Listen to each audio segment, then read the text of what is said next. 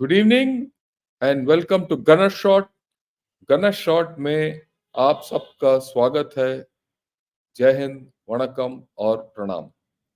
आज हम इतिहास में जा रहे हैं। और इतिहास में क्यों जा रहे हैं? हम इतिहास में इसीलिए जा रहे हैं क्योंकि हमारा भारतीय स्ट्रेटेजिस्ट के बारे में थोड़ा जानकारी दोबारा हासिल करने के लिए, और इस जानकारी को हासिल करने के लिए हमारे साथ हैं colonel Manoj Chanan. Manoj, welcome to Gunner Shot, and I'm glad that you are here. जय Hind sir, it's a privilege मेरे लिए। बहुत ही एक महत्वपूर्ण समय है कि मैं आपके साथ गनर शॉट के ऊपर हमारी हिस्टोरिकल लेजेंडरी मिलिट्री लीडर्स के बारे में बातचीत करेंगे। और एक एक हम सब के लिए एक सिखलाई है, क्योंकि जैसे भी हम बातचीत को आगे बढ़ाएंगे, आपस में व्यूज एक्सचेंज करेंगे, तो मुझे यकीन है कि हम सब के लिए ये बहुत ही लाभदायक होगा। या मैं ये भी बताना चाहता हूँ कि लोग आजकल बोल रहे हैं कि हमारा पुराना परंपरा को दोबारा देखना पड़ेगा। हमारा जिस तरीके से हमने लड़ाई लड़े हैं उस तरीके से हमें आज अपनाना पड़ेगा, वगैरह वगैरह वगैरह वगैरह। और देर इज सम फीलिंग कि भाई जो ये वेस्टर्न हम कॉलोनियलिस्ट थिंकिंग में आ रहे हैं वगैरह। मैं सबको पहले बताना चाहता हूँ, लड़ाई जो लड़ी जाती है मैदान के अंदर, ना वो कॉलोनियल होता है ना पारंपरिक होता है। राइट? हर एक आदमी अपने तरीके से लड़ाई लड़ता है। सब नंबर एक।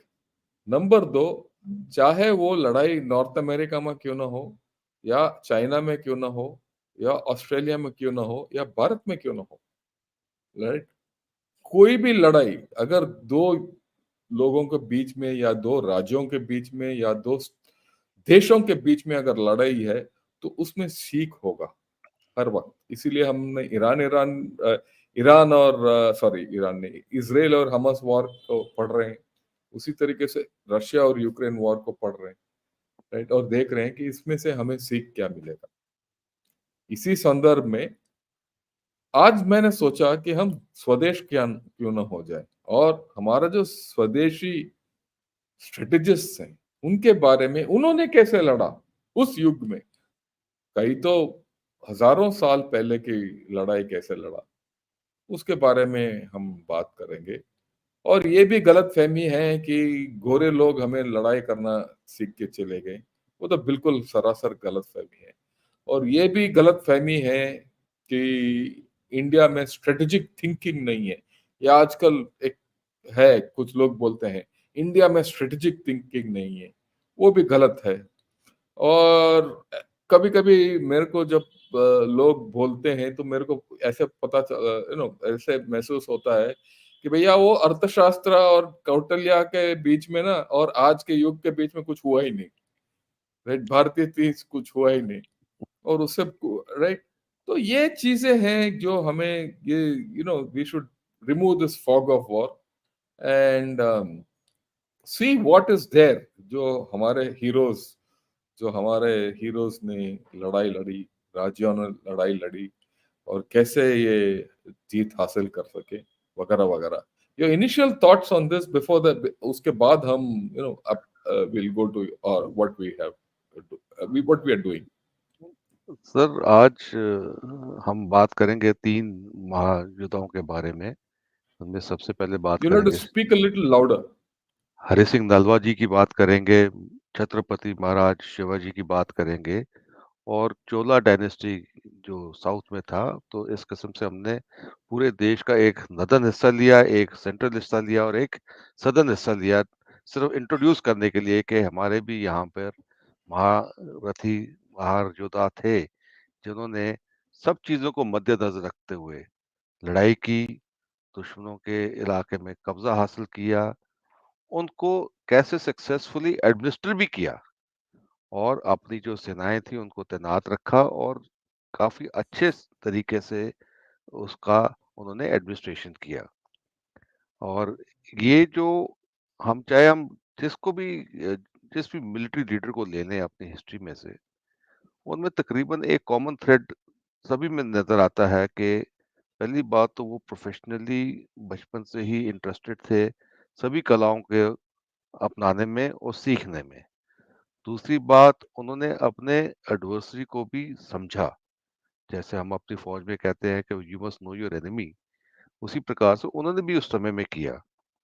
फिर उन्होंने अपनी सारी लॉजिस्टिक्स के बारे में भी काफ़ी सोच छानबीन की और उसको भी अपने मदद प्लानिंग के अंदर मद्देनज़र में रखा और काफ़ी हद तक जिनकी स्ट्रैटेजी रही है, वो थी कि एक किस्म के स्ट्रॉन्ग पॉइंट्स या नोडल पॉइंट्स जो आज की भाषा में हम कहते हैं, उनके बेसिस के ऊपर उन्होंने अपना पूरा इलाके के ऊपर एक एक कंट्रोल रखा निर्णायक है। तरीके से कंट्रोल रखा।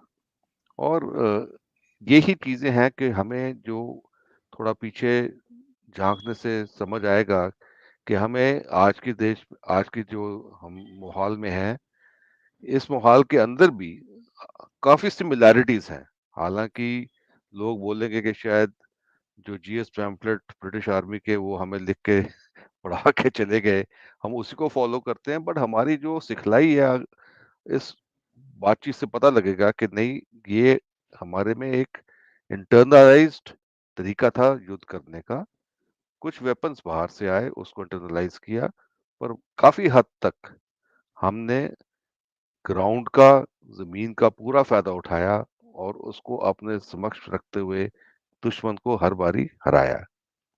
तो इसलिए ये जो सीरीज़ है आपने जो शुरू की सर, ये बहुत ही इम्पोर्टेंट है और इसके जो इम्प्लीकेशंस हैं हमारे सबकॉन्टिनेंटल और सब्सिक्वेंटली जो वॉरफेयर एक्टिविटीज़ के ऊपर है, वो मेरे ख़्याल एक दूसरे एपिसोड में उसके बारे में भी बात करेंगे, क्योंकि वो या एक वी एक विल। अलग ही सब्जेक्ट है बाय इटसेल्फ। तो हम अभी शुरू करते हैं। सबसे पहले जैसे इन्होंने ये है कि masters of warfare, legendary rulers and their military tactics in Indian history. और हम देखते हैं सबसे पहले हरि सिंह नलवा के बारे में। तो Manoj, carry on. Sir Hari Singh Nalwa एक जनरल थे महाराजा रणजीत सिंह की आर्मी में। ये बचपन से ही काफ़ी अ, उत्सुक थे अपनी कलाओं को सीखने में और उसमें सक्षम होने में। और इनके बारे में जो कुछ थोड़ा बहुत मैंने पढ़ा, इनके अंदर एक मेन कैरेक्टर था कि वो एम्पैथेटिक थे अपने साथियों के साथ और बाद में जब उन्होंने एडमिनिस्ट्रेशन किया अपने सिटीजन्स के साथ। तो ये एक ऐसी कला है जिससे कि आप एक किस्म से राज भी कर रहे हो, पर आपने अपने साथियों को और प्रजा को साथ लेके चलना है। ये एक इनमें सब बहुत ही ख खास बात थी। दूसरी खास बात थी कि इन्होंने हमेशा कभी कन्वेंशनल या स्टैटिक वॉरफेयर में विश्वास नहीं किया। इन्होंने हमेशा गुरिल्ला वॉरफेयर इस्तेमाल किया और ये जैसे मैप्स के ऊपर आप देखेंगे, इन्होंने खैबर पास जो कि वेस्टर्न पार्ट ऑफ पाकिस्तान का है, वहाँ तक इन्होंने अपना सिख एम्पायर को फैलाया। इनकी जो अ, टैक्टिक्स थी वो जैसे मैंने बोला हिट एंड रन की थी।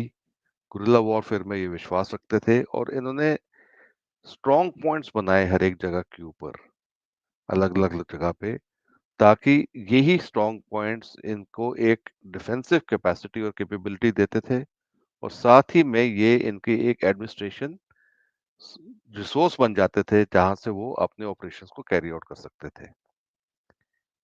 तो ये इनकी कुछ खासूसियत बातें थी और अगर हम कुछ इनके जो स्लाइड्स हैं वो दिखाएं सर, तो वो पॉइंट्स थोड़े सामने आ जाएंगे।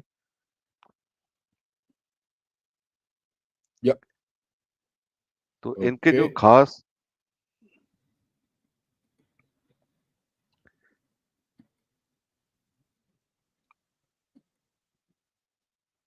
या इनका जो मेन था, एक तो साइकोलॉजिकल वॉरफेयर। इन्होंने अपना जो एक डर फैलाया हुआ था दुश्मन के अंदर कि जैसे ही लोगों को पता लगता था कि हरि सिंह नलवा आगे हैं, तो इसका मतलब वो इस लड़ाई में जीत नहीं पाएंगे। ये एक साइकोलॉजिकल वॉरफेयर जो आज की हम बात करते हैं कि भाई साइकोलॉजिकल वॉरफेयर एक बहुत ही इंपॉर्टेंट चीज़ है, वो पुराने ज़माने में भी इस्तेमाल होती थी काफ़ी हद तक।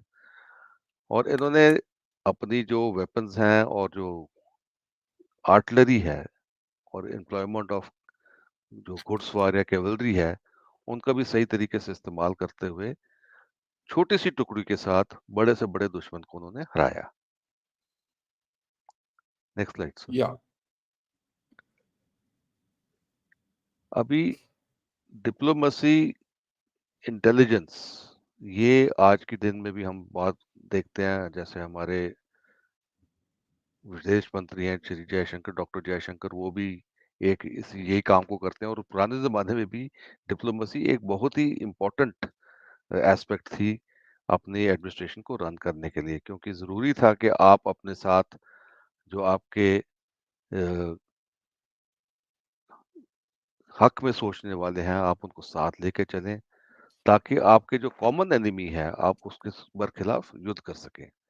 और इसी प्रकार से आप अपनी जो खुफिया खबर है दुश्मन के बारे में, वो बहुत ज़रूरी था कि आपके पास सही होनी चाहिए, क्योंकि आपके पास नंबर्स नहीं थे।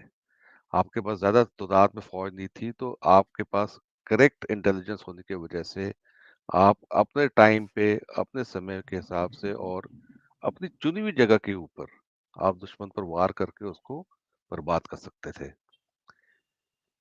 क्योंकि टुकड़ियाँ छोटी थी, तो मोबिलाइज़ेशन और लॉजिस्टिक्स की रिक्वायरमेंट्स भी उतनी ही लिमिटेड थी। और जगह-जगह पे इनके स्ट्रॉन्ग पॉइंट्स होने की वजह से इनकी वो एक जो हो सकता था कि कमी हो सकती थी, वो एक किस्म से दूर हो गई। और जैसे कि मैंने पहले बताया कि जहाँ इनकी जो एम्पैथिक जो एक कुशलता थी, कि जहाँ भी इन्होंने लोगों को के ऊपर राज किया, उनको एम्पावर किया, उनको अपने साथ लेके चले। और इसी वजह से वो कभी उनके बरखिलाफ कोई इंसर्जेंसी या गुरिल्ला या एंटी स्टेट की तरफ कोई ऐसी कार्रवाई नहीं हुई। राइट। तो ये था जनरल हरि सिंह नालवा। राइट, मैं दोबारा गो ओवर उन्होंने क्या किया है। और देखिए, सॉरी, या तो इन्होंने काफी हद तक ये जो लेफ्ट में जो वेस्ट में दिखाई दे रहा है, ये खैबर पास तक इन्होंने सिख एम्पायर को फैलाया है। ओके। और ये पूरा इलाका जो इसमें दिखाया जा रहा है, अफगानिस्तान तक इनका बोलबाला रहा है। ओके। और इन्होंने बताया किस तरीके से क्या क्या टैक्टिक्स इन्होंने अपनाया वगैरह। मोटे लेसन्स आज के युग में हम क्या सीख सकते हैं हरि सिंह नलवा से? तो मोटे लेसन्स इस प्रकार से हैं कि आपको एक तो दुश्मन की खबर, आपका जो इंटेलिजेंस नेटवर्क है वो एक बहुत तगड़ा होना चाहिए। दूसरा, आपकी जो एडमिनिस्ट्रेटिव पोस्ट है या डिफेंसिव पोस्ट है, वो सिक्योर होनी चाहिए, ताकि आपकी जो लाइंस ऑफ कम्युनिकेशन है या जो लॉजिस्टिक्स है वो कभी कट ऑफ ना हो। इन्होंने डिप्लोमेसी का बहुत बड़ा उसके ऊपर काफी जोर दिया, ताकि जो इनके अलाइज थे वो उनको अपने साथ रखा उन्होंने। और मोटे तौर पे मैं ये मान के चलता हूँ कि जब उन्होंने अपनी पॉपुलेशन के ऊपर सही एडमिनिस्ट्रेशन किया और उनके साथ एम्पैथी जताई, तो उनके बरखिलाफ कोई ऐसा रिवोल्ट हुआ नहीं, जिसकी वजह से वो अपना या ये कार्रवाई ठीक कर सके। ये ये एक आपने बहुत इम्पोर्टेंट बात बताया। पीपल सेंट्रिक वॉर, मेरे ख्याल में इन्होंने जितना हाँ भी सर। किया है उससे ये लग रहा है कि पीपल सेंट्रिक वॉर किया है इन्होंने। अब देखिए, यही अफगानिस्तान में, इसी अफगानिस्तान में यूएसएसआर ने मात खाया, यूएसए ने मात खाया, और उसे पुराने जमाने में अलेक्जेंडर ने भी मात खाया। ठीक है। पर ये जो सिख एम्पायर है, इनफैक्ट ब्रिटिशर्स ने भी मात खाया इस इलाके में। वर्ल्ड पर वॉर टू के टाइम। ये जो सिख एम्पायर जो हरि सिंह नलवा वहां तक लेके गए, इन्होंने मात नहीं खाया। ये वहां रूल करते रहे, यहां तक वहां जाके गुरुद्वारा लगा के आए हैं वापस। राइट। लोगों को साथ, यानी कि पीपल सेंट्रिक वॉर। ही I think we don't know. अफसोस की बात यह है कि चाहे हरि सिंह नलवा हो या राजराजा चोला या चोला डायनेस्टी के बारे में आगे जो बात करेंगे, लिखित में हमारा हिस्ट्री में कमी है, तो हमें ज्यादा पता नहीं है, तो ये कही सुनी बातें से पता चल रहा है। पर अगर हम देखेंगे तो he fought a people centric war. दूसरी हाँ बात है, या एनीथिंग यू वांट टू से बिल्कुल ऑन सर, दिस? नहीं सर, बिल्कुल सही सर, आपके वो पीपल सेंट्रिक वॉर की मैं बात कर रहा था कि बिल्कुल सही है पीपल वो। सेंट्रिक वॉर, ठीक है। जहां लोग हमारे साथ हैं वहां हम हार नहीं सकते। वही बात बांग्लादेश में भी हुआ, क्योंकि लोग हमारे साथ थे, न्याय हमारे साथ था।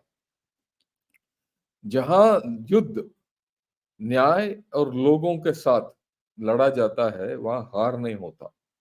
और यही चीज आप महाभारत में भी सुनोगे, और यही चीज हम रामायण में भी देखते हैं।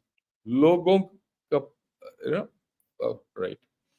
दूसरी बात, आप देखिए, इन्होंने बताया कि he use guerrilla warfare. Guerrilla warfare with the people, लोगों के साथ उन्होंने लड़ा और वहां तक जीत हासिल किया। उस इलाके में जहां बाद में आफ्टर 2 सेंचुरीज वही लोग गोरिल्ला वॉरफेयर लड़ के बाकियों को हराया। अब देख बिल्कुल रहे सर। हो, तो ये बड़ा लेसन है इसमें। और उस इलाके में जाके जहां जिस जिस लोग जो लोग गोरिल्ला वॉरफेयर में माहिर थे, उन्हीं के अगेंस्ट इन्होंने गोरिल्ला वॉरफेयर कंडक्ट किया। इससे पता चलता है कि पीपल कितना इनके नजदीक थे। नंबर 2, एक बहुत ही इंपॉर्टेंट बात कल मनोज चानन ने बताया है, वो कि फोर्टिफिकेशन और एडमिनिस्ट्रेशन और लॉजिस्टिक्स। अगर हम देखेंगे तो इनका जो पूरा किले लगाए बीच में, यहाँ से लेकर अफगानिस्तान तक, यानी कि पंजाब से लेकर अफगानिस्तान तक, और ये किले जो है वो स्ट्रॉन्ग पॉइंट्स थे दुश्मन के इलाके में। और ये पकड़ के जहां पानी मिलता था, जहां रास्ते जाते थे वगैरह वगैरह। और उस समय का ये जो स्ट्रॉन्ग पॉइंट और आजकल का जो नोडल पॉइंट वॉरफेयर हम जो बोलते हैं, वो बिल्कुल बराबर है। आजकल यही चीज जो है समुद्र में भी इस्तेमाल हो रहा है, जहां यूएसए ने बेसिस लगाया पूरा। क्यों लगाते हैं बेसिस? ताकि उनका फोर्टिफिकेशन हो वहां, और लॉजिस्टिक्स हो, और उसके जरिए इनका एडमिनिस्ट्रेशन भी चले। वही चीज ये 300 साल पहले भी ये चालू था। ओके, तो ये है। और एक और चीज है जो इन्होंने बताया हरि सिंह नलवा के बारे में, कि इनका जो टुकड़ियां जो है छोटी थी और बड़े फौजों को हराया। राइट, इसका मतलब इनका mobility was more very important. Right, इसका मतलब I am sure surprise was important. अगर नहीं है तो एक छोटा टुकड़ा जो है ना, कभी बड़ा टुकड़ा को हरा नहीं सकता। Surprise, mobility, use of fire power, क्योंकि आर्टिलरी का भी इस्तेमाल हुआ है। ये सब देखते हुए अगर हम देखेंगे तो बहुत सीख है इनसे आज के आधुनिक लड़ाई में भी। Your views and then will go to Shivaji. हाँ जी सर, आजकल के हिसाब से जैसे हम कहते हैं कि भाई हमारे बरखिलाफ एक बहुत ही बड़ा एनिमी है हमारे नदन बॉर्डर के ऊपर, तो जरूरी है कि हमने अपनी लड़ाई अपने हिसाब से लड़नी है उसके साथ। हम ज्यादा इसकी गहराई में नहीं जाएंगे, पर मोटे तौर पे जो सिखलाई हमने हरि सिंह नलवा या आगे चलकर अभी हम छत्रपति शिवाजी के बारे में बात करेंगे, सिखलाई तो ये है कि आपने अपने टाइम से अपनी जगह के ऊपर, अपनी चुनी हुई जगह के ऊपर और लड़ाई करेक्ट लड़नी। इंटेलिजेंस के साथ लड़ाई लड़नी है, और आप उसको हरा सकते हैं। और इसका एक एग्जांपल था हाल ही में 2020 के अंदर, जब हमने कैलाश रेंजेस को ऑक्यूपाई करके करेक्ट। उनको एक बहुत बड़ा झटका दिया, जिसको खिलाफ उनका कोई जवाब नहीं था। तो वो जवाब नहीं था। डिप्लोमेटिक नेगोशिएशंस और जो भी पॉलिटिकल लीडरशिप या मिलिट्री लीडरशिप ने डिसीजन लिया, वो एक तगड़ा मैसेज था जो कन्वे हुआ था चाइना को कि भाई आप न्यूमेरिकल सुपेरियरिटी होगी ओवरऑल, बट आप जो हमारे साथ एंगेजमेंट करोगे उसके अंदर हमारी सुपेरियरिटी है at the point of decision making. At तो वो डिसीजन मेकिंग नहीं, at not only at the point of decision, उस इलाके में उस वक्त बिल्कुल सर, हमारा सुपीरियरिटी है हर चीज में। बिल्कुल। जमीन का इस्तेमाल हो या टैक्टिक्स क्यों ना हो या लोकल सुपीरियरिटी क्यों ना हो, उससे जीत हासिल हो सकता है। Right, okay. हाँ जी सर। तो अभी हम चलते हैं नेक्स्ट, राइट, हम अभी चलते हैं शिवाजी महाराज की ओर। ठीक, आप हाँ जी बताइए, सर। बात कीजिए। सर शिवाजी महाराज ने भी काफी हद तक, क्योंकि उनके बरखिलाफ एक बहुत बड़ा मुगल एम्पायर था, और अगर आप वो स्लाइड दिखाएं तो इन्होंने काफी हद तक सेंट्रल इंडिया के अंदर काफी कब्जा किया हुआ था, और जितनी भी हाइट्स थी, ऊंचे ऊंचे पहाड़ थे, उनके ऊपर उन्होंने अपने किले बनाए और स्ट्रॉन्ग पॉइंट्स बनाए, फोर्टिफाइड। ये एक मैप दिखाता है जिसके अंदर थोड़ा शेडेड है पर्पल कलर के अंदर। ये दिखाता है कि उनका, शिवाजी महाराज का, कहाँ से कहाँ तक एम्पायर का पूरा फैलाव था। ये भी गुरिल्ला टैक्टिक्स, फोर्टिफिकेशंस, और इन्होंने एक जो सबसे बड़ी चीज और की थी वो थी एक अपनी नेवल स्ट्रेंथ का भी पूरा फायदा उठाया। इन्होंने सिर्फ अपने आप को लिमिटेड नहीं रखा, जहां पे भी वो कश्तियों का या शिप्स का इस्तेमाल कर सकते थे, वो उन्होंने इस्तेमाल किया ताकि वो अपनी मोबिलिटी रखें। एक सबसे बड़ी बात, इन्होंने अपने टेरेन को जो रखा, जैसे आप, जो लोग महाराष्ट्र गए हुए हैं, उन्होंने, जिन्होंने एनडीए वगैरह में सिंहगढ़ फोर्ट देखा हुआ है और उसके आसपास के जो फोर्ट्स देखे हैं, वो आप देखते समझ सकते हो कि भाई आप उसके ऊपर असॉल्ट नहीं कर सकते। अगर आपके पास, आप असॉल्ट करने की कोशिश करेंगे तो आपकी जो अटैकिंग रेशियोज हैं वो बहुत हैवी होनी चाहिए, और उसको सस्टेन करना बहुत ही आसान था। और जो उस टाइम ज्यादातर लड़ाई होती थी कि भाई आपने घेरा डाल के सीज करना है, और सीज करके जो फोर्ट है उसको स्टाफ करना, और उस तरीके के बाद आप उस पर कब्जा करें। पर शिवाजी ने बहुत अच्छे तरीके से गुरिल्ला वॉरफेयर का इस्तेमाल किया, जिससे कि वो अपने ही चुने हुए रास्ते से, क्योंकि वो वहीं के पैदा हुए हुए थे, उनको सब रास्ते मालूम थे कि कहाँ से कहाँ वो जाकर शॉर्टेस्ट तरीके से दुश्मन के ऊपर वार करके उसको lines of communication cut off करें, उनको हरास करें, ताकि वो हर बारी इसी सोच में पड़ा रहे कि अब नेक्स्ट अटैक कहाँ से आएगा। तो ये एक मॉरल एसेंडेंसी थी जो शिवाजी के पास थी, और इससे पूरी जो मुगल फौज थी और उनके एम्परर्स थे, वो सब काफी दुखी थे। और उन्होंने कई, जैसे हमने कहानियों में सुना है, कई किस्से हुए कि छल से, डिसेप्शन से कैसे वो उन्होंने मारने की कोशिश की, और हर बारी शिवाजी उनसे 4 कदम आगे थे, क्योंकि उनका इंटेलिजेंस नेटवर्क इतना तगड़ा था कि उनको पता था कि उसकी इंटेंशन क्या है उनके दुश्मन की। तो हर बारी वो प्रिपेयर होके जाते थे, जब भी वो उनके साथ मिलते थे या जब भी कोई मीटिंग सेटअप होती थी उनके साथ बात करने की। शिवाजी ने भी काफी हद तक अपना डिप्लोमेसी का इस्तेमाल किया, और डिप्लोमेसी के साथ साथ उन्होंने अपना मिलिट्री स्ट्रेटजीज जो थी, उस हिसाब से आप देखेंगे कि उन्होंने भी quick hit and run tactics इस्तेमाल की, क्योंकि वो काफी इनोवेटिव और काफी सोच के चलने वाले थे, 4 कदम आगे अपने दुश्मन से। तो उनका जो एक साइकोलॉजिकल इम्पैक्ट था अपने दुश्मन के ऊपर और उनके जो कमांडर्स के ऊपर, वो काफी ज्यादा था, और वो उनकी रेपुटेशन के हिसाब से दुनिया पहले ही घबरा जाती थी कि भाई आगे शिवाजी आ गए तो वो हमें मात दे के ही जाएंगे।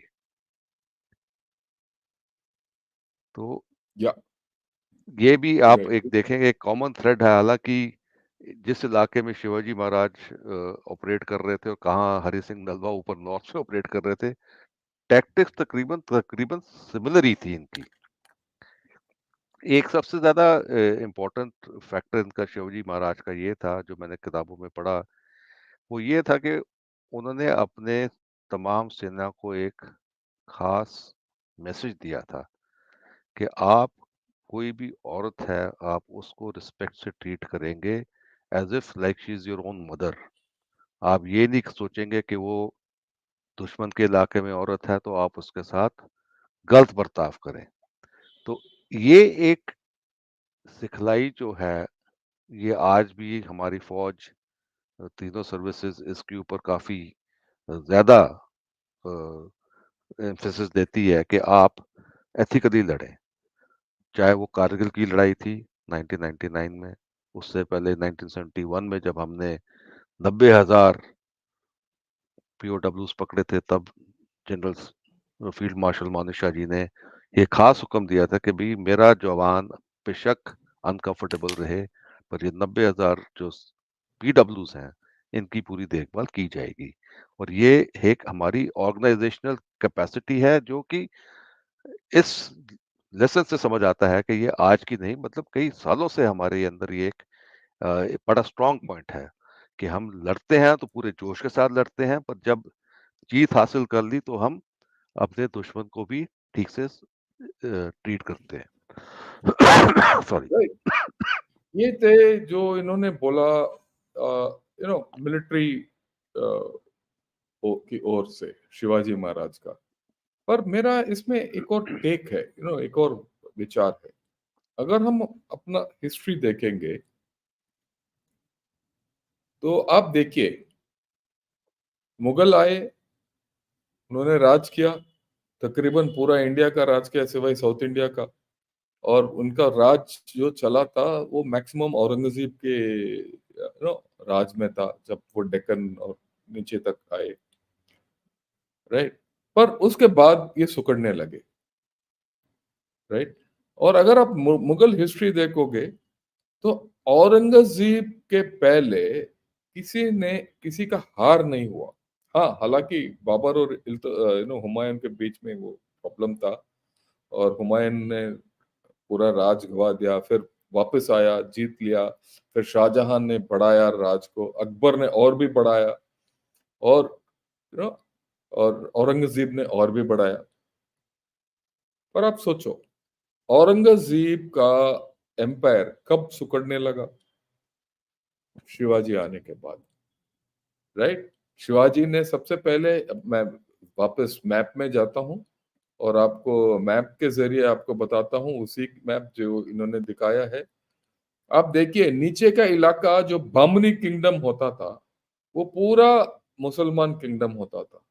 शिवाजी ने सबसे पहले उनके ऊपर वार किया, और उस इलाके, वो जो बामनी एम्पायर को छोड़ दिया। और जो बामनी किंगडम जो औरंगजेब का एक, इट वाज लाइक सम मनसबदारी गिवन टू देम, वो खत्म हो गया। फिर जाके इसने ही started fight against Mughal forces. यहां तक आगरा तक चला गया ये। खैर, ये बंदी होके आगरा तक लेके गए, फिर वापस आ गया, वगैरह वगैरह वगैरह, कहानी सबको पता है। राइट। बट आप देखो, और उसके बाद इसने अपना नेवल पावर चालू किया। राइट। और सबसे पहले he use the navy to you know start attacking his opponents with naval power के जरिए। ये क्या है, पूरा मुगल एम्पायर को आउटफ्लैंक करना शुरू किया, उनके पीछे जाके नावों से अपना फोर्स उतारता था और जाके अटैक करता था। कॉलोनियल पावर्स के साथ तो होता ही, एक डिफेंस हो गया, बट ऐसे होता था। राइट। सो इसके कार्यकाल में आप देखेंगे, हिस्ट्री है इसमें, कि औरंगजेब और शिवाजी के बीच में there was some sort of a compromise between the Mughal empire and Shivaji towards the end. Right. और अगर आप देखेंगे, Mughal empire started declining after that. वैसे मुगल एम्पायर के और भी थे, तीन चार राजा और आए थे, पर वो खत्म हो गया। और जब ये अंग्रेज आ गए, फिर अंग्रेजों का और एंग्लो मराठा वॉर्स हुए थे। यहां तक मराठास ने जाके फोर्ट विलियम जो कैलकाटा में है, वहां तक इन्होंने अटैक किया, और मुगल एम्पायर खत्म हो गया। राइट। और मराठास ही एकलो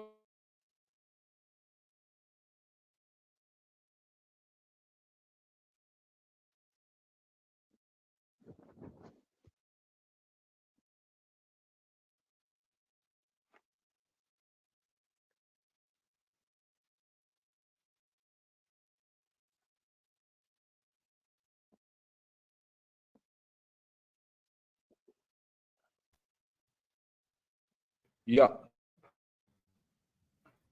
I sorry, think power failure, Manoj, sir. my I think. light has gone. My power failure has gone. There's a widespread power failure out here.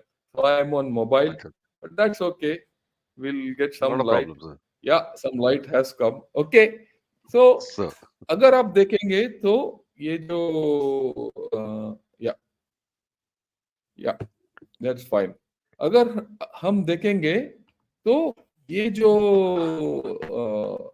The Mughal empire really finished off after that, right? sir, It it didn't surface after that. Thereafter, that's a very major thing which most people miss out on.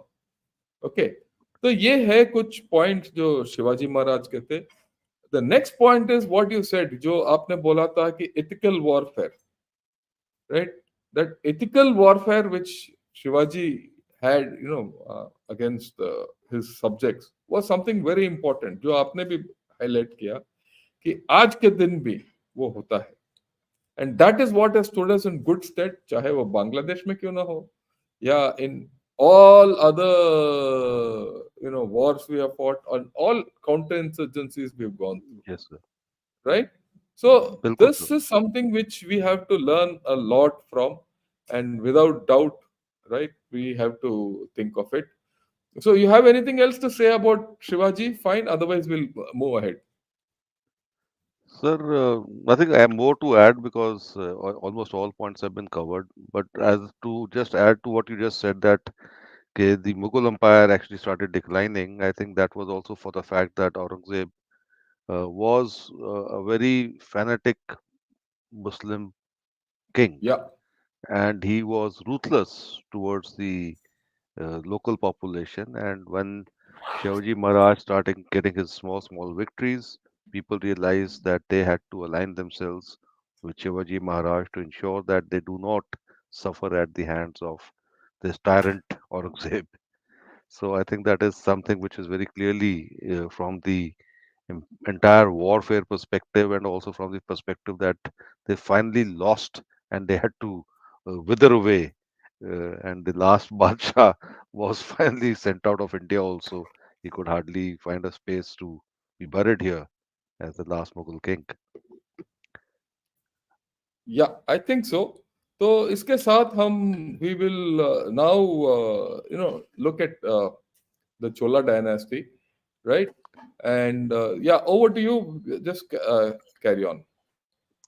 Sir Chola dynasty मतलब इन्होंने 1500 साल तक राज किया और इनके जो दो main rulers राजा राजा चोला one और राजेंद्र चोला वन के बारे में थोड़ा बहुत पढ़ा मैंने. बट साथ में मैंने ये भी पढ़ा कि जैसे आपने भी जिक्र किया था प्रोग्राम के शुरू में कि ज्यादा कुछ लिखित में है नहीं जिसको कि हम पढ़ सकें और समझ सकें कि हुआ क्या. पर जो असेसमेंट है वो ये है कि इन्होंने अ, काफी देर तक 1500 साल राज करना मतलब काफी एक लंबा अरसा है. मतलब 10-15 पीढ़ियां कम से कम निकली होंगी इनके राज के दौरान. और इन्होंने साउथ इंडिया के अंदर जो आज की हमारा करंट साउथ इंडिया है इसके अंदर इनका काफी लंबा चौड़ा एम्पायर था. और अ, आगे आप देखें इनका एरिया ऑफ इन्फ्लुएंस भी हमारे साउथ ईस्ट एशिया रीजन के अंदर काफी हद तक था. डाउन श्रीलंका के अंदर टुवर्ड्स इंडोनेशिया, मलेशिया, थाईलैंड. और जैसे कि एक बारी आप और मैं बात कर रहे थे, आपने जिक्र किया था कि आप एंकोर टेम्पल्स भी गए थे जहाँ पर पूरा एक हिंदू हिंदू रिलीजन का फैलाव है. तो वो कई सालों से है और कुछ लोग हमारे ही यहाँ से गए होंगे जो उन्होंने उस रिलीजन को फैलाया और उधर उनके जो लोगों को एक तरीके से सिखलाई दी और उनको एक सिस्टमैटिक तरीके से एक जो क्योंकि Hinduism is a way of life तो उसके बारे में उनको सिखाया और उन्होंने उसको एक्सेप्ट किया। और आज की डेट में भी हम देखते हैं कि उनकी जो नाम है उसके अंदर आगे उन्होंने मुस्लिम्स को भी एक्सेप्ट किया तो हिंदू और मुस्लिम नेम एक ही आदमी के हैं। उन्होंने कभी उसके साथ नाता नहीं जोड़ा और ना ही उन्होंने कभी इसको एक अ, बर्क बुरी नज़र से देखा कि भई हमारे ऊपर कई साल पहले ये कुछ लोग करके गए और उसके हमें एक्सेप्ट नहीं करना चाहिए। उन्होंने इसको अपने में अपनाया और आगे चले आ गए। So I think that is very important from the perspective of uh, a viewpoint from a the dynasty point of view. Uh, या जो uh, मैं बताना चाहता हूँ, I been to Angkor Wat, and Angkor sir, Wat जो है, जो सुन रहे हैं और काफियों को पता होगा कि ये जो है दुनिया में सबसे बड़ा हिंदू टेम्पल है। इससे बड़ा हिंदू टेम्पल है ही नहीं। और वो है कहाँ? कंबोडिया में। ठीक। और ये टेम्पल जो है, इसको बनाया गया है by one of the Khmer kings. ठीक। Right? Khmers are sir, the Cambodians, the old Cambodians are called the Khmer people. They're made. And when I interacted with them, they said कि they were under the influence and they were the subjects of the Tamil kingdom. और इसीलिए ये जो Hinduism, एक तो Hinduism went up there and a Khmer king built the biggest Hindu temple in the world. And all this was under the Chola dynasty, right? यहाँ तक वो जो गाइड है जो हमें लेके गया पूरा अंकोर वाट में, ये दिखाता गया है। आप अंकोर वाट में जो भी आप चले जाएंगे, on the walls of the Angkor Wat inscriptions are there. And इसने बोला भाई ये हमें ये शब्द और ये जो इंस्क्रिप्शंस हमें पता नहीं कौन सा भाषा में है, पर इसमें रामायण है। पूरा रामायण और महाभारत जो है उनके खुदा हुआ है। और तो और वो भाषा हमें भी समझ में नहीं आया, पर देखने से ऐसा पता चल रहा है it's some, you know being from south, one generally knows what the languages are. So you generally get an idea that is either Tamil or Telugu or a concoction of these two, or sir, a older version of this, right? So that means कि ये जो this dynasty from South India, which ruled South India for over 1500 years, had their influence, and right up to present Indochina. That means they went across the Indian Ocean. They carried out an expedition. If they were an expeditionary force who could go across oceans, they must have had tremendous naval power. They must have yes, had tremendous geopolitical influence, right? And they must have had a tremendous sense of strategy. And they must have had a tremendous sense of trade. Because without all this ये तो हो ही नहीं सकता। बिल्कुल sir, ठीक है। और इसका प्रमाण यही है कि आप, हमारा जो दुनिया में सबसे बड़ा हिंदू टेम्पल वहां है। और अगर आप थाईलैंड में भी देखोगे, ये हिंदू स्ट्रेन है, हिंदुइज्म का स्ट्रेन है। ओके। सर, बिकॉज उन यहाँ तक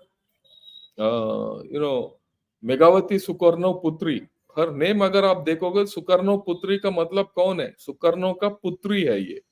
एंड शी बिल्कुल, ruled Thailand. She was, so even in Thailand, you find a lot of these temples. So if you see, go across, आप देखिए यहाँ से लेकर अंडमान निकोबार, अंडमान निकोबार के पार करोगे तो थाईलैंड आता है, थाईलैंड को पार करोगे तो आप कंबोडिया पहुंच जाते हो, और बीच में म्यांमार आ जाता है, Burma, sir. Thailand and Cambodia, यहाँ तक इनका था। So let us see what all they did, what were they like. आपने बोला है, आप बताइए, ये थोड़ा समझाइए। सर एक तो जैसे वो मैप के ऊपर भी नज़र आ रहा था कि इनका जो टेरिटोरियल था वो तो इंडियन लैंड मास में था ही, पर इनका जो एरिया ऑफ इन्फ्लुएंस दिखाया था, जो काफ़ी एक्सटेंड किया, वो उसका एक ही कारण था कि इनके पास एक बहुत ही स्ट्रॉन्ग नेवी थी। स्ट्रॉन्ग नेवी के अलावा एक सेंट्रलाइज्ड मिलिट्री ऑर्गेनाइजेशन, क्योंकि ज़्यादातर जो नॉर्दर्न किंगडम्स थे या सेंट्रल इंडिया में किंगडम्स थे, वो चलते थे अपना ये छोटे-छोटे सूबों के ऊपर या सूबेदार जिसको बना के ये छोटा-छोटा चीफ्टेंस बना देते थे, ताकि जब लड़ाई का मौका हो तो उनको कॉल दिया जाता था, वो आके राजा की फ़ौज में जॉइन करके एक बड़ी आर्मी बनाते थे। पर यहाँ पर हम ये नोटिस करते हैं चीज़ कि चोलास ने एक सेंट्रलाइज़्ड मिलिट्री ऑर्गनाइज़ेशन बनाई थी, जो कि एक इफ़ेक्टिव कमांड एंड कंट्रोल, एक सेंट्रलाइज़्ड ऑर्गनाइज़ेशन की तरह वो एस्टैब्लिश कर सके। और यही एक मैं समझता हूँ कारण है कि उनकी जो नेवल फोर्सेस और जो लैंड फोर्सेस थी, वो कंबाइंड एफर्ट जो उन्होंने किया, वो अपना एरिया ऑफ इन्फ्लुएंस बढ़ा सके थे up to the regions we just spoke about. Uh, काफ़ी हद तक इन्होंने भी एलिफेंट्स और हॉर्स कैवलरी का इस्तेमाल किया, और उस समय में एलिफेंट्स ही इस्तेमाल होते थे टू ब्रेक द सीज, क्योंकि टैक्टिक्स ये थी कि आपने हर बारी किले को घेरना है और उसको कब्जे में रखना है, या उसके बरखिलाफ जो कार्रवाई करनी है पेनिट्रेशन की या ब्रेक इन की, वो आप एलिफेंट से करते थे। साउथ के अंदर भी हम देखते हैं जितने हमारे पुराने टेम्पल्स हैं, मेटलर्जी एडवांस थी और आज भी है। और जो उन्होंने अपने प्रोटेक्शन के लिए जो भी आर्मर इस्तेमाल किया, वो भी अ, काफ़ी हद तक सही है। और एक एक बड़ी जो बात है चोलास के बारे में जो मैंने पढ़ी थी आज सवेरे, वो ये थी कि जहाँ पर भी इन्होंने कोई कंस्ट्रक्शन वर्क किया, चाहे वो टेम्पल्स थे, चाहे फोर्टिफिकेशंस थे, इन्होंने जितने भी कारीगर थे उनके नाम उन दीवारों के ऊपर इंस्क्राइब किए। आज हो सकता है कि हम शायद वो ना पढ़ सकें और समझ सकें, पर ये मैंने पढ़ा है कि, और ये एक बहुत ही महत्वपूर्ण बात है कि उन्होंने जो अपने वर्कर्स थे, उनको भी उतनी ही इम्पोर्टेंस दी जितनी कि वो बिल्डिंग थी जो वो उन्होंने बनाई। तो ये एक कॉमन थ्रेड है कि एक एम्पैथी का विद योर वर्कफोर्स लेबर, चाहे वो आपके अपने हैं या आपने किसी को कब्जा करके उनसे वो काम कराया, आपने उनको उतनी ही अहमियत दी। नेचुरली लॉजिस्टिक्स और सप्लाई चेन मैनेजमेंट इनका बहुत तगड़ा था, क्योंकि इसी वजह से वो दूर तक एक्सपेडिशनरी फोर्सेस कर सके और उन्होंने अपना जो बोलबाला था बना के रखा। डिप्लोमेसी, इंटेलिजेंस, दोनों इंटरलिंक्ड हैं, क्योंकि आप डिप्लोमेसी करते हैं और उसी तरीके से आप इंटेलिजेंस भी गेन करते हैं, और जिसकी वजह से आप सभी का ऊपर कमांड एंड कंट्रोल आप अपना एस्टेब्लिश कर सकते हैं। अ, हमने अपने कल्चरल और रिलीजियस इन्फ्लुएंस के बारे में काफ़ी बात की अभी कि भई ये पूरा इलाका जो हमारा साउथ ईस्ट एशिया का है, at one time south Sri Lanka है, डिफरेंट रिलीजन्स डिफरेंट टाइम्स पे गए। श्रीलंका भी जाओ आप, बुद्धिज़्म काफ़ी प्रेवलेंट है, हिंदू टेम्पल्स काफ़ी हैं वहाँ पे। मैं तो कुदरती, क्योंकि मेरी रेजिमेंट गई हुई थी अपोवन के दौरान वहाँ पे, तो मैंने काफ़ी हद तक जो हमारे ईस्टर्न एंड नॉर्दर्न प्रोविंसेस हैं श्रीलंका के, वहाँ तो खास मैंने देखी थे ये। साउथ ईस्ट एशिया में मैं अभी गया नहीं, पर मैंने अब जैसे अभी आपसे सुना तो काफ़ी हद तक उनके, चाहे बैंकॉक का एयरपोर्ट है या सिंगापुर का एयरपोर्ट है, हर एक जगह के ऊपर जो एक हिंदुइज्म की छाप है, वो वेरी क्लियरली नज़र आती है। और ये जो सॉफ्ट पावर है इंडिया का, ये अब आज के आगे मैं हिसाब से लेके चलूँ, तो ये एक सॉफ्ट पावर जो हमारी डेवलप हो रही है ग्लोबली, वो आज एक बहुत ही महत्वपूर्ण चीज़ है। टेम्पल्स बन रहे हैं यूएस के अंदर, कनाडा के अंदर, Hindu influence is increasing, more and more people in the West are now also converting to Hinduism because they find it gives them more peace. It is not a religion of uh, extremist fanaticism or strong Likes and methodologies of dislikes. so I think we, we Yeah. would leave that part No, here. yeah, we leave it at that, But the important thing, जो मेरे को lesson आज इससे मिल रहा है, ये जो चोला dynasty से, पहले तो this dynasty lasted 1500 years. So they had So tremendous amount of internal strength in the dynasty. Then ये they were a seafaring maritime dynasty. ये नहीं कि वो लैंड पकड़ के बैठ गए। बिल्कुल सर। देखिए, बात यह है कि इसमें बहुत सीख है। मैं why I am telling you this is, देखिए, आज के दिन you and China and I we are at loggerheads, ये तो सबको पता है। और अगर अब इस साइड से देखोगे तो एक बड़ा समुद्र है, एक वेस्टर्न पैसिफिक है और इंडियन ओशन है। ठीक, उस जमाने में भी कोई इतिहास में कहीं ये नहीं लिखा हुआ है कि चाइना ने आके यहाँ कब्जा किया है या उन्होंने इन्फ्लुएंस जताया है ही नहीं, इतिहास बिल्कुल में सही। नहीं है। आप देखिए, पर इतिहास में ये है कि the Indian soft power culture cross seven seas और went and established an empire out there or made that empire subordinate to you as a vassal. True sir. Okay, और यहां तक कि जो like I said, I keep coming back to Angkor Wat, क्योंकि मेरे ख्याल में Angkor Wat was the outermost you know outpost of Hinduism in that area, in the entire Indochina area. And what do you see? You see a person called Suryavarman. उसका नाम है Suryavarman, Suryavarman II, who was a Cambodian king. He constructed Angkor Wat. Now, in the Khmer or the Cambodian anthropology, Suryavarman नामक कोई बंदा नहीं है originally. So he must अच्छा। have been converted to Hinduism or been influenced by Hinduism, which went from the Chola dynasty. And he was a vassal of the Chola dynasty. And that temple, if you see, it is not constructed. It is ये नहीं कि उसको एक दिन दो दिन में construct कर सकते हो. उस जमाने के टेक्नोलॉजी वगैरह वगैरह देखते हुए definitely it would have taken at least 100 years to build that temple. Oh my God. इतना इतना छोटा नहीं है वो टेम्पल. आप तक जाओगे अगर उस टेम्पल में जाओगे, और एक ही टेम्पल नहीं है, 5-6 जगह है. आप तक जाओगे एक दिन के अंदर. एक दिन में जा नहीं सकते हो. हमें 3 दिन लगा पर्यटक से, 3 दिन लगा जब हम एसी बस से एक जगह से दूसरे जा सकते थे. उन दिनों में जंगलों में जाके इन्होंने पूरा पत्थर लेके गए, खाटे पीटे, लगाया मूर्ति वगैरह. अभी तो सब टूट गया, वो अलग बात है, पर इंस्क्रिप्शन वगैरह वगैरह वगैरह. नाम क्या है? प्रिय विहार. प्रिय प्रिय विहार. विहार। हाँ। वन टेम्पल इज कॉल्ड प्रिय विहार. ठीक है. आप इससे एक और चीज निकाल सकते हो.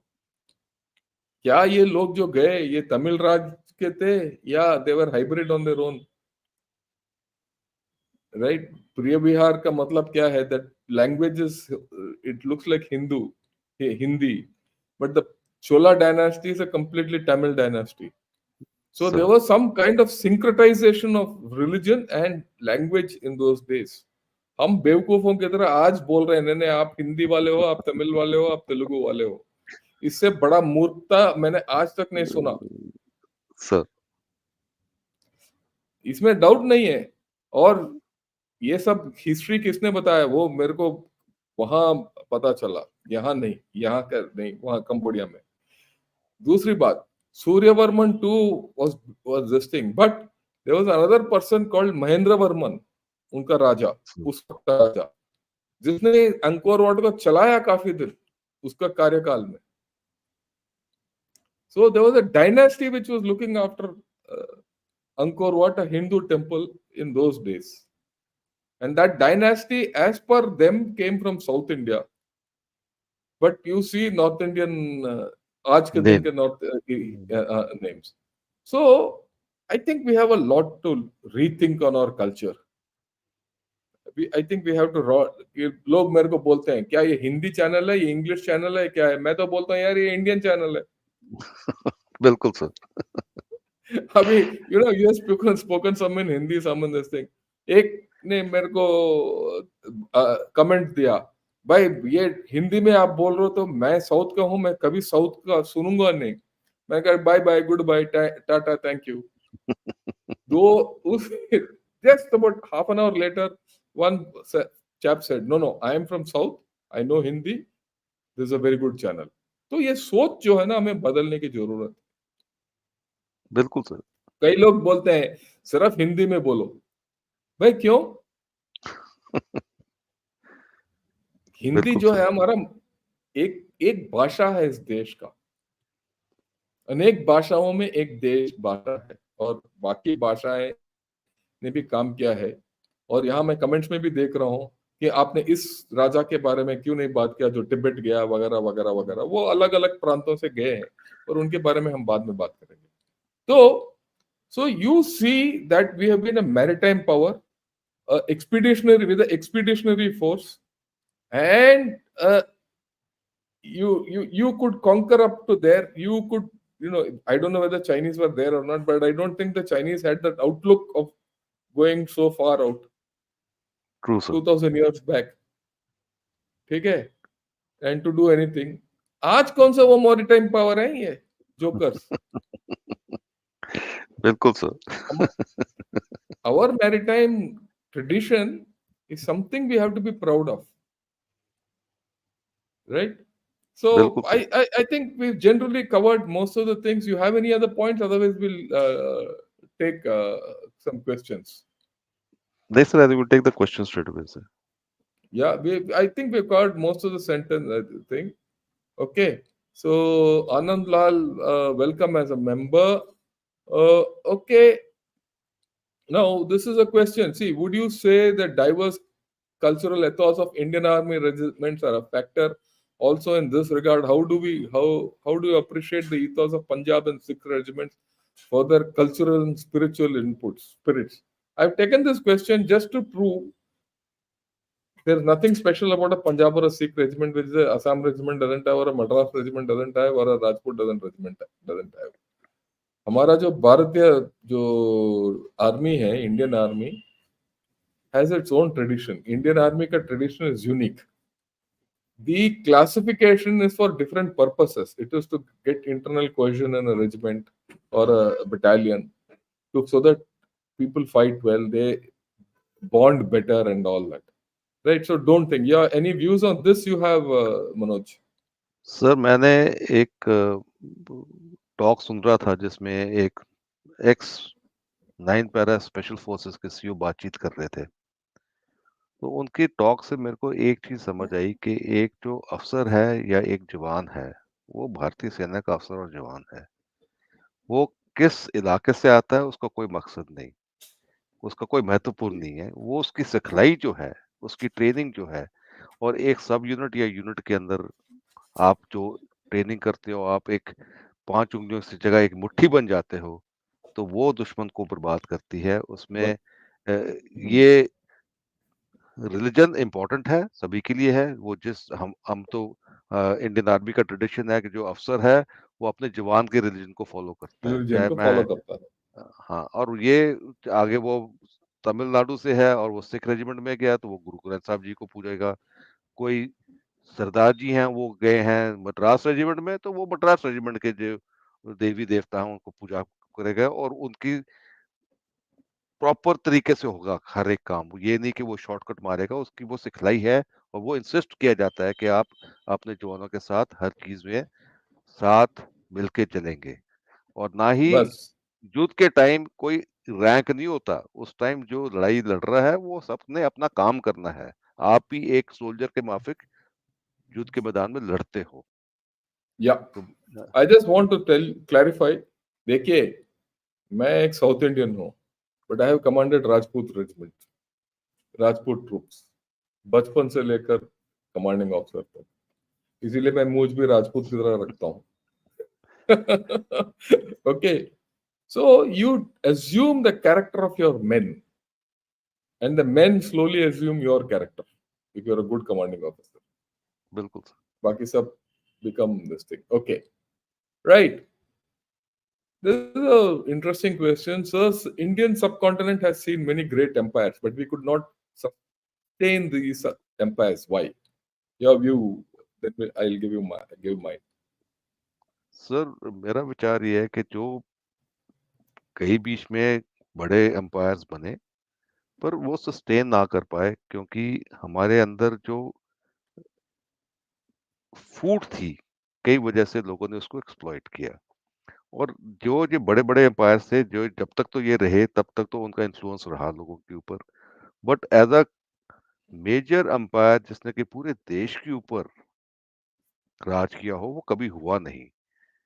और उस टाइम क्योंकि ये फ्यूडल सिस्टम था एक किस्म का, कि जो ज़मींदार थे, जो राजा थे, उनके लिमिटेड एरियाज़ ऑफ इन्फ्लुएंस थे और उनका ज़्यादा वो एक्सपेडिशनरी थॉट प्रोसेस नहीं था। जबकि आप कंपेयर करते हो सदर्न किंगडम्स के साथ, जो सदर्न किंगडम्स थे, उन्होंने अपने नेवल फोर्सेस क्रिएट की, वो बाहर गए, उन्होंने अपना इन्फ्लुएंस बढ़ाया। पर जो नॉर्दर्न एरियाज़ थे, वो तकरीबन आपस में ही जूझते रहे और इस वजह से वो कभी बाहर की तरफ उन्होंने देखा ही नहीं। राइट। एक और चीज है, सबको पता होना चाहिए, पुराने जमाने में Bharat, India, Gangetic plains, the Indus valley, the Brahmaputra valley, come down south India, there all fertile regions. यहाँ खुशहाली थी, लोग शांति से रहते थे, ठीक है, और अपना छोटा राजा वगैरह वगैरह खुश थे। लोग बाहर से आए यहाँ, खास करके फ्रॉम सेंट्रल एशिया। क्यों? वहां कमियां थी। आप ये देखोगे through out history, movement has taken place across continents in search of something better. Why did the Europeans go to America? Because Europe didn't have anything. Why did Europeans go to Africa? Why did Europeans come here? Because they wanted something better. And these societies, which were later colonized, had something infinitely better. And those societies which had more in those days were peaceful societies, right? So, and they couldn't defend themselves against aggressive societies which came from outside, because those people wanted, because unke yahan kuch tha nahi. So that is the anthropology of, the way wars are fought. Next point is, every empire has a lifetime.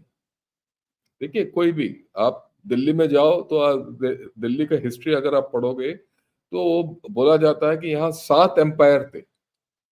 Slave dynasty, ये dynasty, वो dynasty, Khilji dynasty, red Mughal dynasty. Mughal dynasty was just one dynasty, उससे पहले भी empires थे। आप इसी तरीके से किसी जगह अगर आप चले जाओगे, अलग अलग डायनेस्टीज मिलेंगे at various points of time, where people have grown and they have fallen. The modern state, right? The nation state system didn't come till the Renaissance period, and much after that, the colonial period. In fact, India was never a consolidated country till the Britishers came. That's a fact, historical fact. Okay, so that is why we could not sustain these empires, and that's a fact with anyone. The third point, if you see, is that because of the diversity of religions which we've had, not the diversity of religions, the diversity of ethnicities and the diversity of languages we've never had a history. On the other hand, you see a monoethnic, society like the Hans and the Chinese. They were one race. 90% of China even today is Han Chinese. So they've developed through a common script a intricate method of recording everything. Whereas we recorded in a particular language depending on that particular king or the dynasty. And after that, it broke. It is the religions which carried our history. The Buddhism carried our history and our fame right up to Korea and China and Japan and all that. Okay, and then we've had religions being formed and reformed. आप देखिए, Buddhism was born here, Jainism was born here, Hinduism यहीं का था. Islam wouldn't have spread to other places but for the fact that it spread here. Even here, you have two strains of Islam. If you go into the history of Islam, one strain came through you know, from the Central Asian region, one came through the trade route from the south. And these two strains of Islam are completely different. And you'll be surprised if you study how Islam has spread in India. It went in along trade routes and it went along river routes. Okay, it spread along rivers. Okay, so be that as it may. Okay, so that is why we have never. It's a multitude of factors where we couldn't sustain empires and we don't have a good history of these empires. Whereas if you go to China, you have a history of hands, you have a history of people going back in the same time period when the Chola dynasty was ruling, Cambodia. Our history is contained in our temples or places of religion. That gives you the spread of our Indian culture and dynastism. I mean, you have to think differently. I mean, today I'm sure you people are seeing a different form of what I do, not military. I'm True. going into sociology and history. You have to think differently. Yeah. Yeah, why no Indian military leaders ever made campaigns in Central Asia? Perhaps Lala Aditya Muktapida. Anyway, we'll not, but generally people have not gone to Central Asia. Why? So I think like Tamur and uh, Babur, when they came from Central Asia down south, as you rightfully said, I've been to Tashkent, I've been to Uzbekistan, I've seen the area there. उधर कुछ है नहीं उनके पास.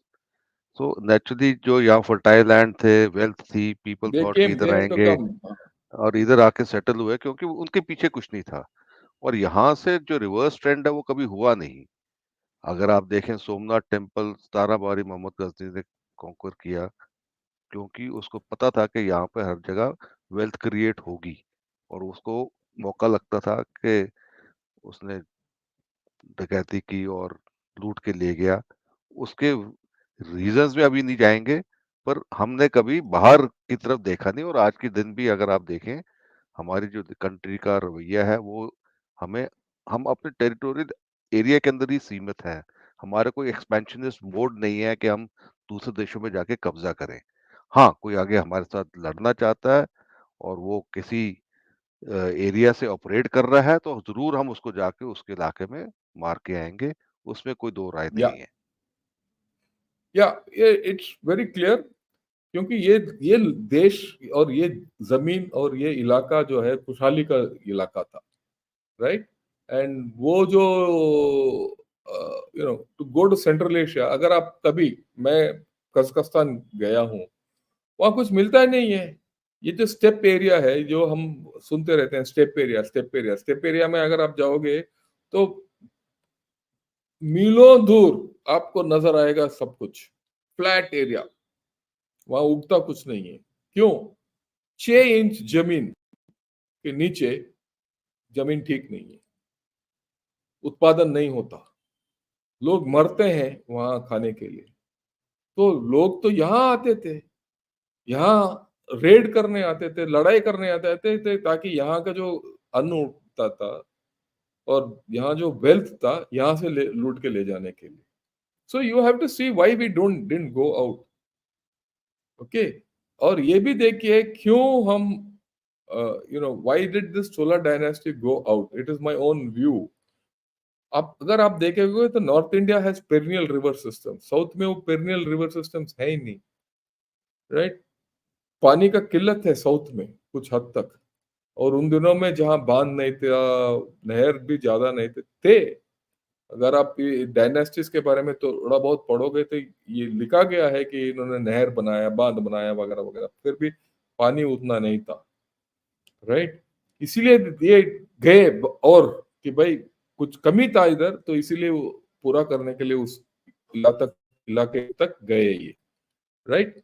Okay. I'm sorry, today light is going out on and off नहीं नहीं, because I think not there's at all some. sir. Okay. So I Not a problem. think, let me, yeah, you handle it. Just continue. Sure. I ask, look, a lot of questions are there about, you know, uh, contemporary things. Today's, program is on history. So we are not going to talk about anything which is non-historical. Okay. So we'll leave it at that. I'll not take those questions. Okay. Uh, I'll say, what is this? Thanks, us. Okay, I don't see any more questions.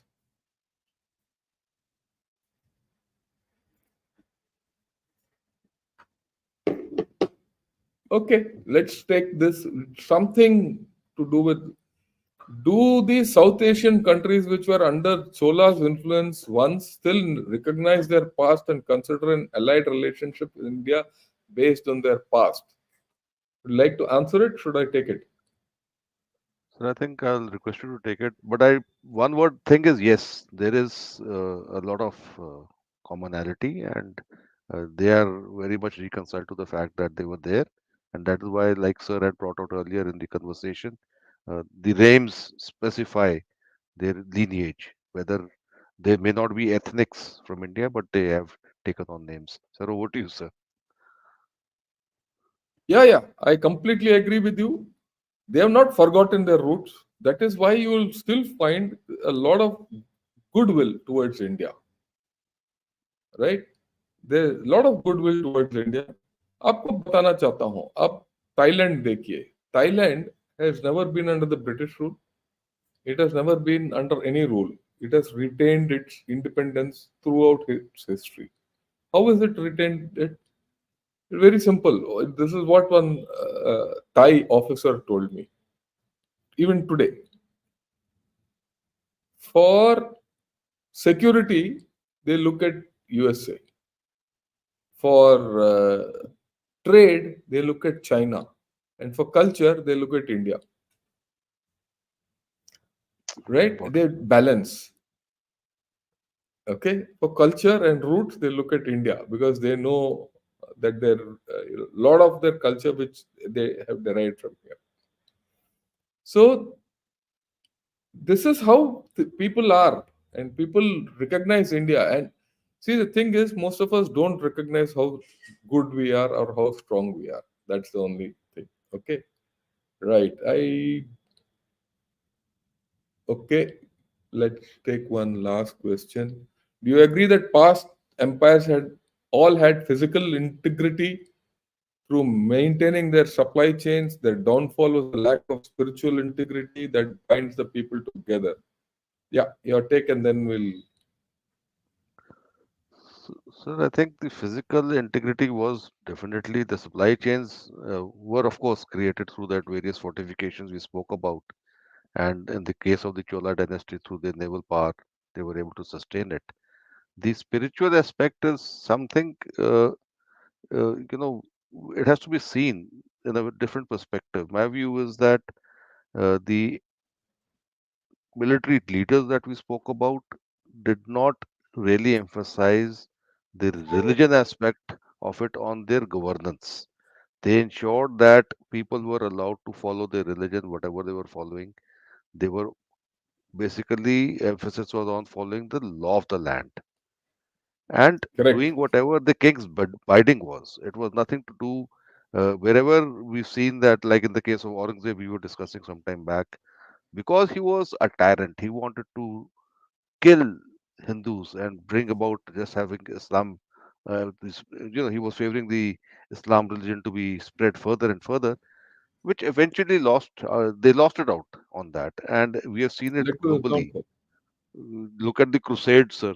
In the earlier days, they thought that they could influence and create Christianity to a point. Islam also tried to do it, but nowhere has it been a success. It's always been a loss, and I think even today, I feel that India, India's soft power is probably the largest globally. That is my view. I could be wrong, but I strongly believe that it is. Yeah, yeah. I have no doubt about it. Right? I have no doubt about it. Ultimately, it's a spiritual thing which makes you go further based on whatever you have. It makes you perform out of your skin. It makes you reach heights which you don't know you had in you. Uh, okay. On that, I've never had a doubt. You look at Shivaji. Shivaji's, which we just discussed, Shivaji's strength came from spiritual power. the ability to tolerate all religions, the ability to respect religions, the ability to take everyone along. Vis-a-vis Aurangzeb, who was a tyrant who didn't respect Hinduism. He fell, the Maratha Empire grew after that. But having said that, every empire has a life cycle. Every empire grows. It keeps growing. This is history. Not only in India, everywhere. It keeps growing and growing and growing till it reaches a point of overstretch. It stretches itself out. And when it stretches itself out, it collapses. Right? And you can't stop that from happening. Okay? And if this stretch happens too fast, the collapse happens too fast. If the stretch happens slow, the collapse also happens slow. Now, if you look at USSR, in modern times, that's the Soviet Empire grew very fast and it collapsed very fast. And you might see the Chinese Empire, the way it is BRI, EAI, WOHI, and all that nonsense, is expanding too fast, it might collapse too fast. On the other hand, the British Empire lasted 2 centuries. Maybe the US system, we call it an empire, you call it a hegemonistic way of life, whatever you call it, right? Might last a little longer. But eventually, even that has to collapse. That's the law of life. Okay, so I think we've come a long distance. Maybe in the next edition we'll choose 3 other leaders, and then we'll Definitely, sir. you know Definitely, sir. analyze them. You take हाँ your ji, sir. call on which 3 you want to bring forth. Okay, I so will do that that, will sir. this thing. Anything else you want to say in the end? So the only thing I want to say is that we tend to forget our history, and I think Indian Army still insists that as a professional subject we study military history and learn from its lessons. Now the current leadership, politically and military, have both made it a point to look at our historical aspects. I think if they listen to some of our talks, they will definitely get an idea. They might reach out to you at the art track level. And I think it's a good thing to do, to learn about our own strengths and maybe employ the same wisdom in how to deal with our current enemies from position of strength rather than getting overawed by his position of strength and beat him at Strength. his own Yeah, game. That yeah, is I what I agree thought. with you. Last but not the least, I'll say, you know, wise people learn from history. Fools are consigned to live it through, right? And True, that's true, how I sir. live it at that. Right. With this, all I'll say is thank you, good evening, and Jai Hind. Because at 10 o'clock, I'm going to have a discussion with Sanjay Dixit in Jaipur Dialogue. So, those of you who want to see his thing, Oh, 10 that's o'clock, interesting, we'll sir. meet you there. Definitely, Yeah. sir. Definitely. Not on this, but on the neighborhood. I'm going to talk to Sir, him about the neighborhood. Okay. sir. Okay. Bye. Thank you very much, sir. Thanks Jai and Hind, see sir. you and good evening and Jai Hind. Jai Hind, sir. Jai Hind.